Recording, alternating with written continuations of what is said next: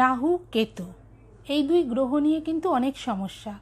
মানে রাহু বা কেতুর পজিশন দেখে তবে কিন্তু এদের ফলাদেশ করা যেতে পারে। এবং আপনি জানবেন যে জীবনের যত রকমের মানে আপনার জীবনের বিফলতা আছে তার পিছনে কিন্তু রাহু বা কেতুর কোথাও না কোথাও হাত আছে।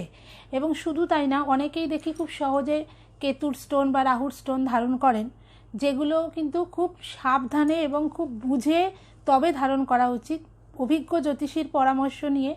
কেননা এই রাহু বা কেতু দুটোই কিন্তু খারাপ গ্রহ, ঠিক আছে, পাপ গ্রহ। এবং এরা গ্রহ নয়, এরা ছায়া গ্রহ। শনির ছায়া হচ্ছে রাহু আর কেতু হচ্ছে মঙ্গলের ছায়া। সুতরাং এদের স্টোন পড়তে গেলে খুব ভালো করে কুষ্টি বিচার করতে হবে, এদের কি পজিশন আছে, কার ঘরে বসে আছে। কোনো এদের নিজেদের কোনো ঘর নেই তো, যার ঘরে বসে থাকে তার স্বরূপ গ্রহণ করে, সেই গ্রহটার পজিশন কি আছে, সেই গ্রহটা দুর্বল কিনা, সেই গ্রহটা নিচস্থ কিনা, পাপ মধ্যত্বে আছে কিনা, এইগুলো ভালো করে বিচার করাটা কিন্তু খুব জরুরি। তারপর যদি মনে হয় যে না আপনি স্টোন পরে মানে উন্নতি হতে পারে, তবে কিন্তু রাহু কেতু স্টোন পরা যায়।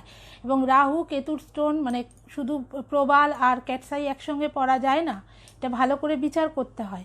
এবং দেখা যায় যে যদি আপনার কুণ্ডলিতে এই গ্রহগুলো, এই স্টোনগুলোর কোনো দরকার নেই, গ্রহগুলোকে বল দেওয়ার কোনো দরকার নেই, গ্রহগুলো অলরেডি খারাপ করছে, তাও আপনি স্টোন পরিয়েছেন, কিন্তু সেক্ষেত্রে দেখা যায় কিন্তু যে জাতকের জীবনে ক্ষতি হয়। ক্ষতি মানে কীরকম ক্ষতি? মানসিক ক্ষতি হয়, অ্যাংজাইটি বাড়ে, দুশ্চিন্তা, তারপর আপনার নানা রকম অ্যাক্সিডেন্ট যোগ এইগুলো হতে দেখা যায়।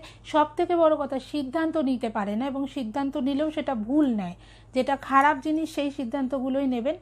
এইগুলো কিন্তু একটু বিচার করতে হবে যে রাহু কেতুর পজিশনটা কী আছে, তারপর কিন্তু রাহু কেতুর স্টোন পড়তে হবে। শুধু শুধু যদি কেতুর স্টোন বা শুধু শুধু রাহুর স্টোন পড়লে কিন্তু এটা ক্ষতি করবে। এই ব্যাপারটা একটু বুঝে নেবেন এবং কুণ্ডলী অবশ্যই দেখিয়ে নেবেন কোথায় রয়েছে রাহু কেতু, তারপর আপনি স্টোনটা ধারণ করবেন। নইলে ওই রাহু কেতুর মন্ত্রের জপ করতে পারেন, গণেশের মন্ত্রের জপ করতে পারেন, তাতে কোনো ক্ষতি নেই, কিন্তু স্টোন পড়ার আগে কিন্তু খুব সাবধান।